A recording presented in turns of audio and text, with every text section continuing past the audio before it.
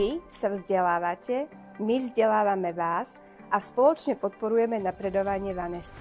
Vaneska sa narodila predčasne v 27. týždni v apríli 2020. Začiatok života však strávilo drobné bábätko samé na jízke. Kvôli pandemickej situácii mali rodičia ku svojej malej bojovníčke obmedzený prístup. Videli ju veľmi málo a tak si užívali každý spoločný moment, ktorý im bol umožnený. Najčastejšie ju však videli cez fotografie, ktoré im posielali samotní lekári. Keď mala Vaneska 7 mesiacov, rodičom sa prestal pozdávať jej vývoj. Bola menej obratná a motoricky začala zaostávať za ostatnými bábätkami. Nasledovali rôzne vyšetrenia, až napokon stanovili diagnózu detská mozgová obrna, centrálna tonusová porucha, spastická kvadruparéza, kedy sú postihnuté všetky končatiny. Každým inovačným vzdelávaním podporíte automaticky Vanesku 1% vy a 1% my.